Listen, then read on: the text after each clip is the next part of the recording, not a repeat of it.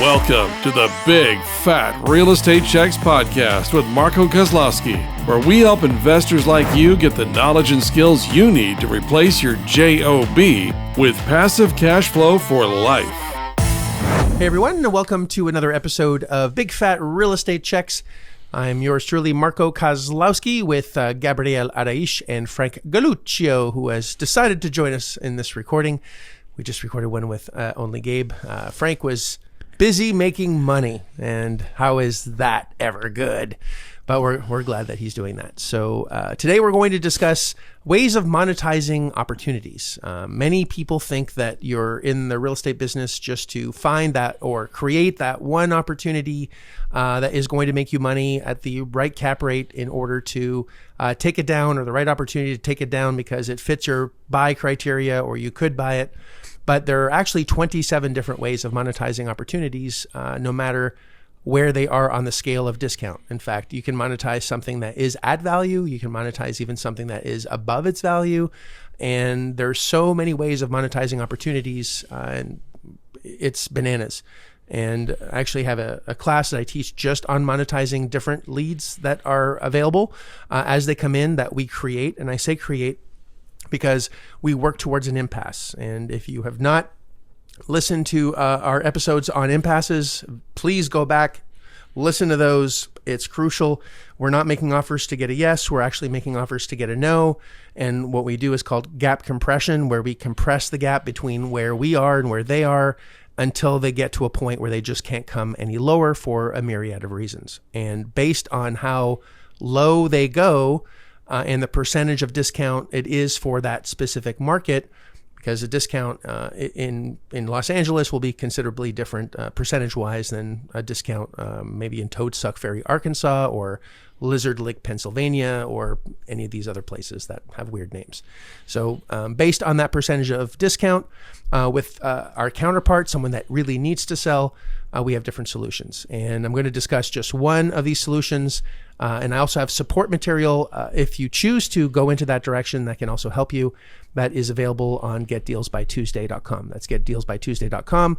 You can register and enroll for that. And I have actually a 7-step video series that will actually show you how to monetize this. And it's pretty badass. I've been using this technique to make tens of thousands of dollars a month in passive revenue on basically trash that we turn into cash. And we're going to discuss that today. So I'm not sure who wants to start. Let's first talk about a quick snapshot on impasses, and then we'll go into into the next step. But the first step has to be an impasse. And Frank, Gabe, do you guys want to talk about that, like literally for a couple minutes? Sure. Frank, all right, you got 3 hours. Go. I never been to yeah, thanks. What's in Lizard Lake, Pennsylvania, and why would you go there? Is there opportunities there, Marco? Can you monetize that? That's what it's a desert. That's what the folks want to know. Is that all he heard was Lizard Lake? That's right. Yeah, Lizard Lake. That's why I want to go there. Yeah. Actually, you know what, Marco? Oh, so the impasse. So yes, everything starts at the impasse. Yes, when you get to that conversation, and listen, before you brought this to our attention, is people are normally. They have a set number in mind, whether they're using a certain matrix or algorithm or whatever the case is. If they don't get that number, then they just walk away. But all that effort that, like you said, that you put all that effort and time that you put into that, only to walk away, and you shed some light on how to monetize some of these things where you're literally walking away, but you're still making money on it. And that's, you're singing my tune there. I love that. But in order for you to do that, you have to follow the process. And we keep saying that over and over in many different podcast, where you have to reach the impasse. Now, the impasse is where, the seller, just to recap, is where the seller can't go below a certain amount. It's going to hurt them if they do. It's going to be the witch in the Wizard of Oz. When you pour water on her, she's going to melt. It's not melting, right? So it's when they can't go lower. And if they do, it's done. That's ingredient number one. And ingredient number two is you're very specific on your communication that as a cash buyer, sadly, we can't give them cash price for what they're asking, right? And number three is that you ask for the permission. Hey, we can't give you cash for what you're asking. We wish we could. We know if you go any lower, you're going to melt. If you want our help, maybe we can muster something together and still get to the closing table. I was just floored that you actually got the Wicked Witch correct. That's where I was like, wow, you didn't mess up the analogy. You didn't mess up the analogy. Thanks. So the second is that they believe that we can close. So we have the money to close, but sadly we just can't close at their amount.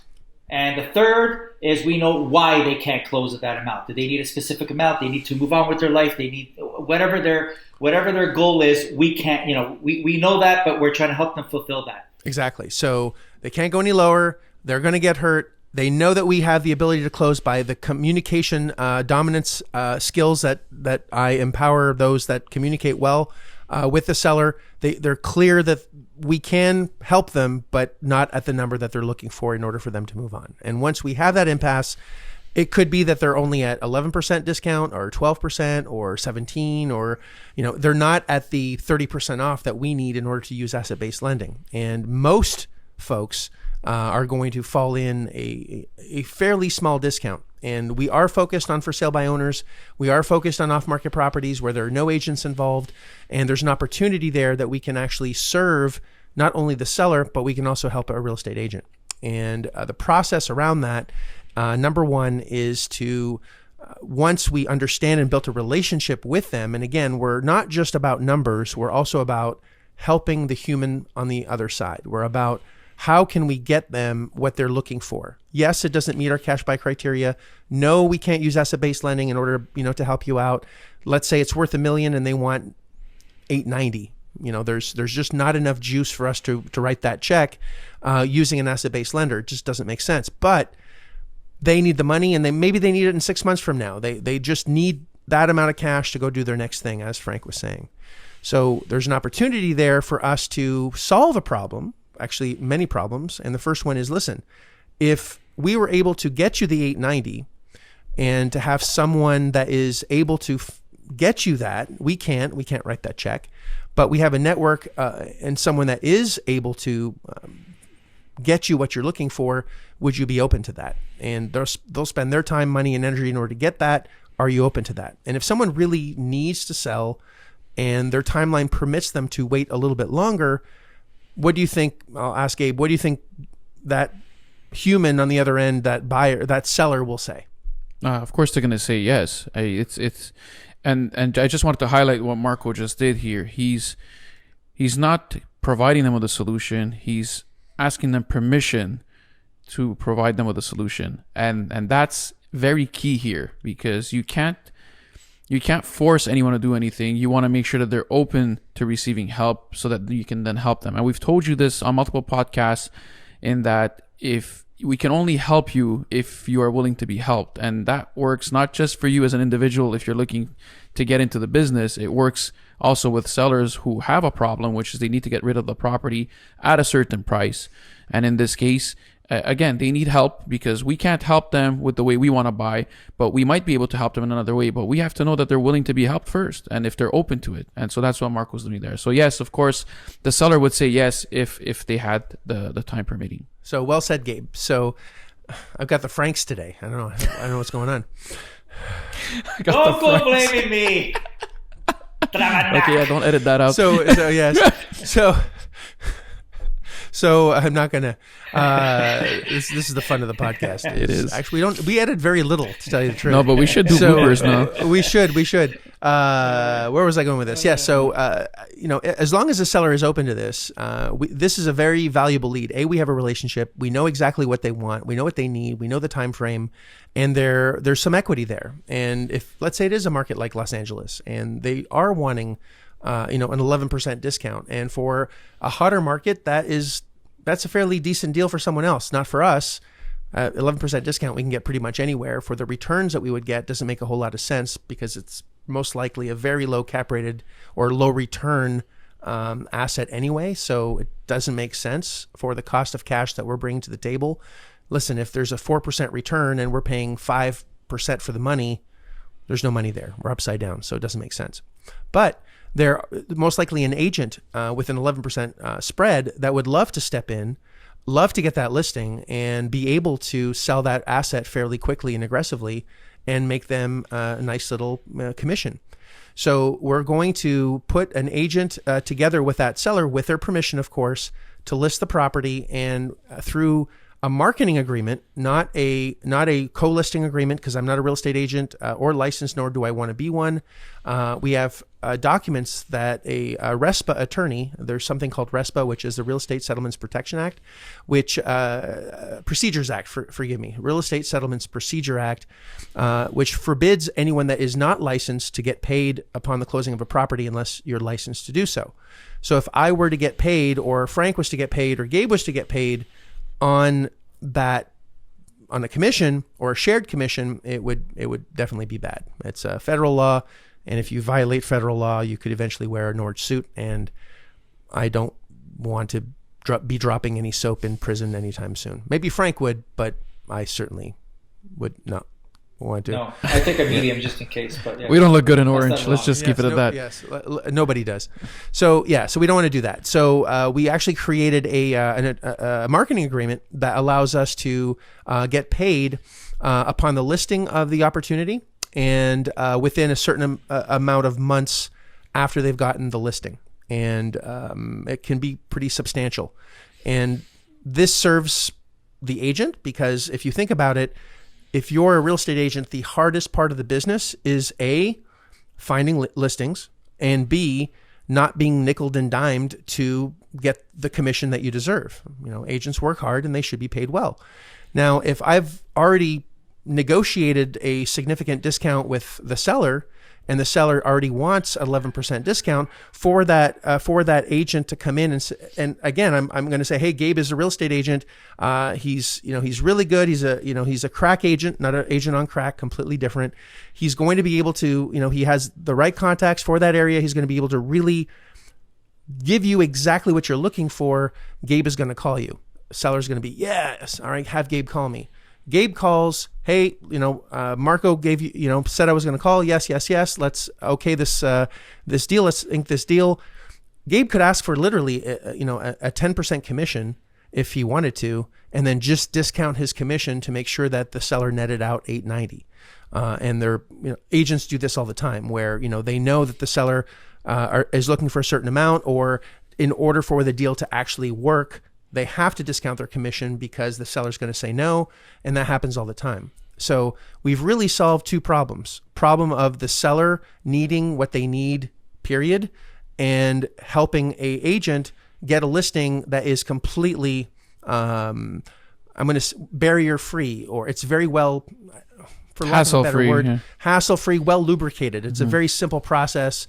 There's no, bumps and bruises. There's no pushback, and we get paid on that lead and listing, whether the property sells or not. So it's going to be a very easy conversation to have with the agent. I have these conversations, as I said already, neatly done in a 7-step process that you can access.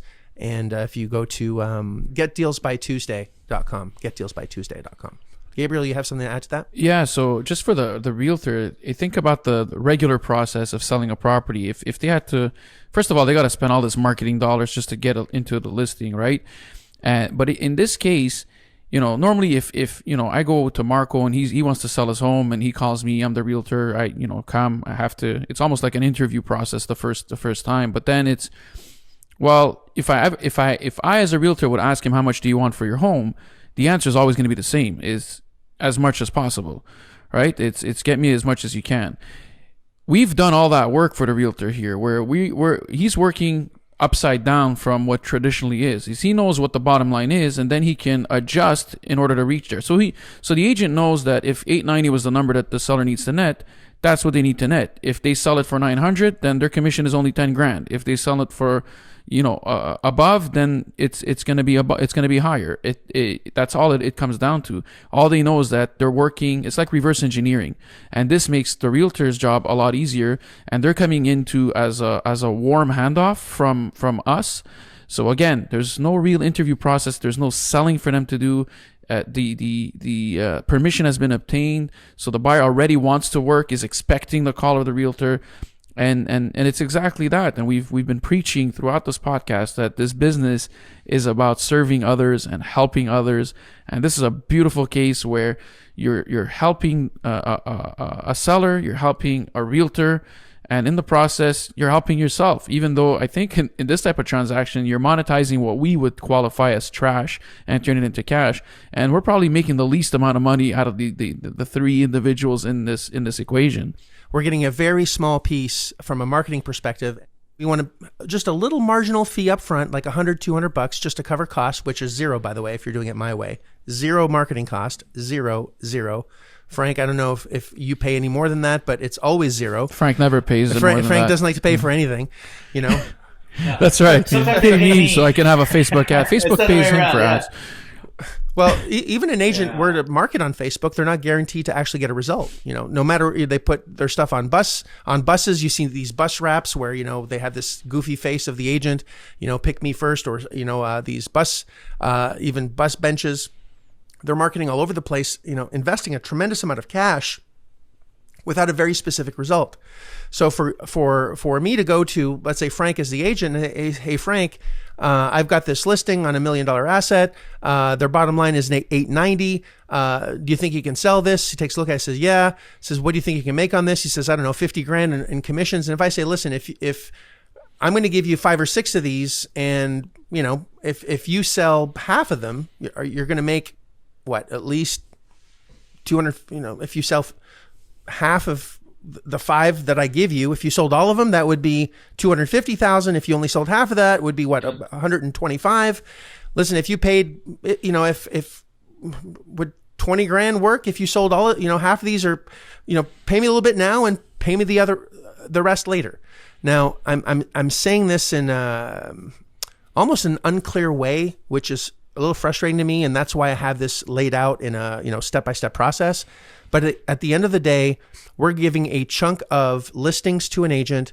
We're going to figure out exactly what they're going to make and make a very small piece, a little up front and a lot later, for the relationship, so they can go ahead and list that.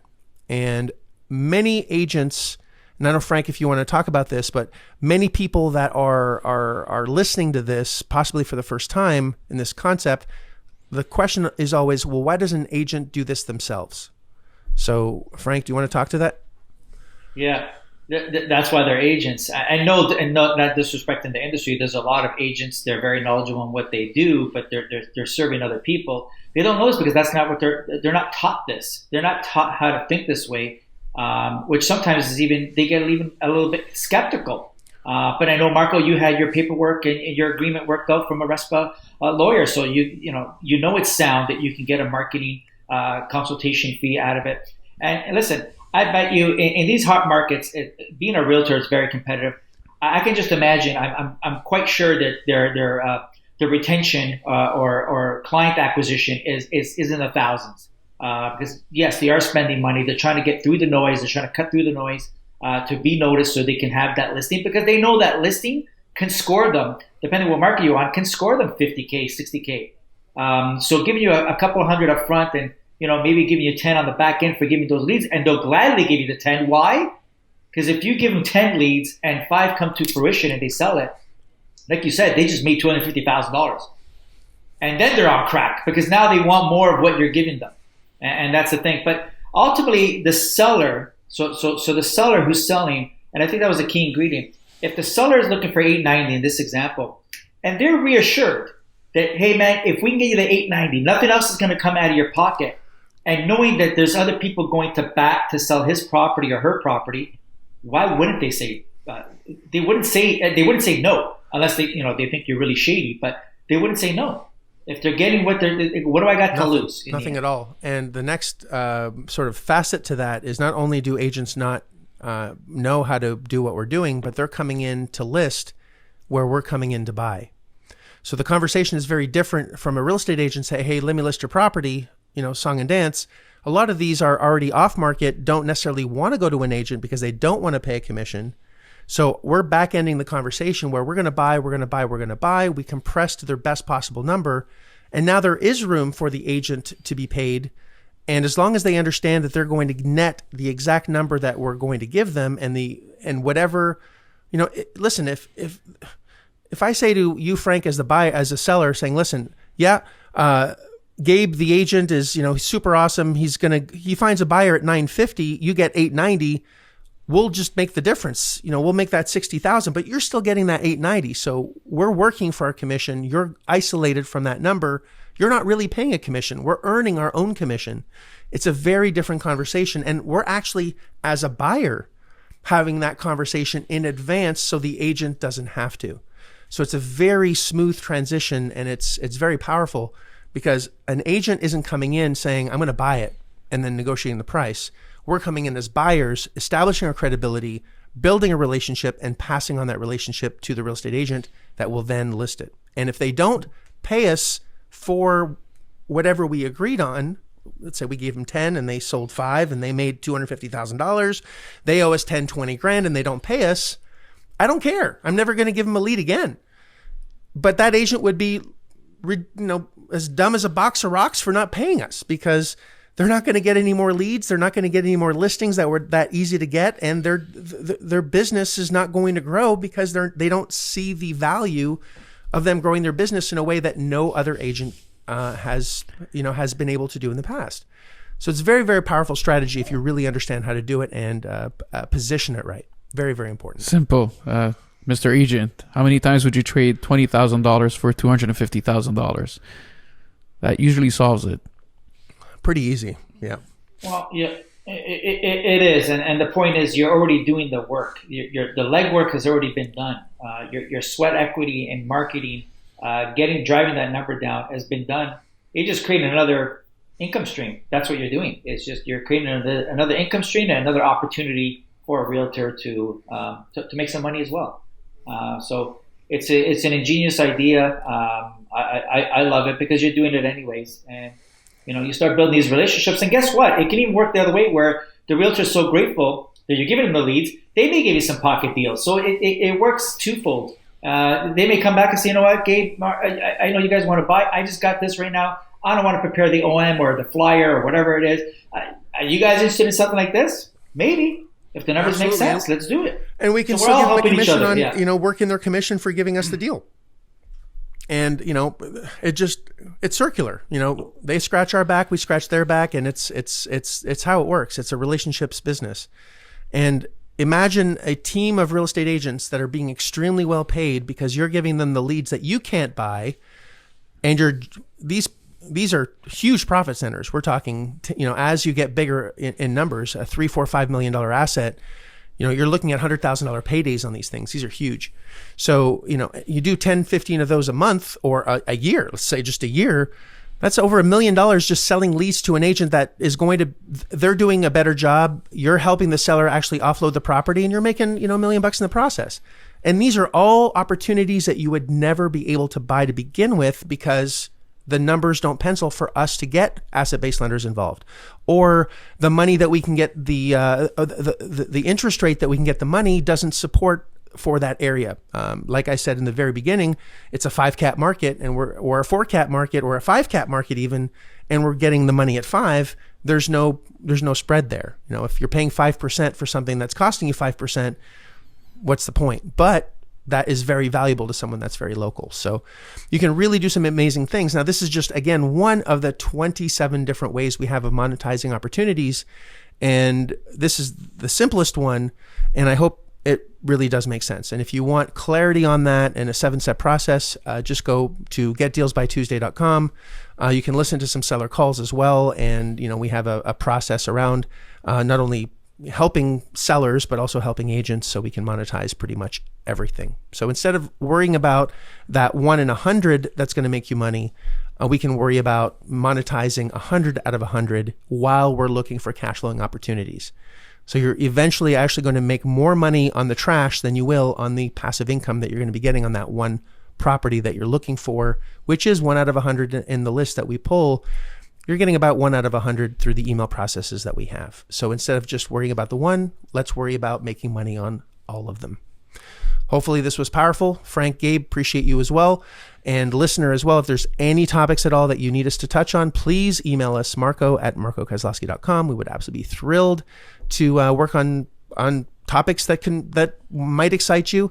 Every time we start recording, we're all looking at each other going, what are we going to talk about next? So we're always looking for some new opportunities, new topics.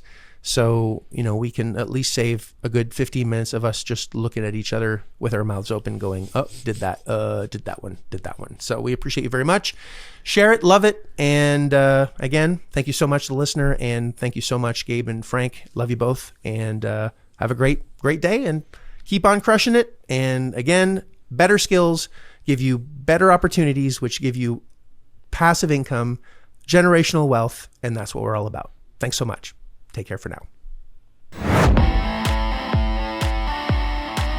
If you like this episode of Big Fat Real Estate Checks, then show some love by leaving a comment and a good rating. Also, as a thank you for tuning in today, we've got a special free gift. The journey to passive cash flow for life starts by finding deals, and it's easier than you think. Simply go to getdealsbytuesday.com, enter your email address, and we'll send you a free quick start course called Deals by Tuesday. Even if it's 11 p.m. Monday night, this course will show you how to find discounted real estate deals by Tuesday. It's that fast and simple.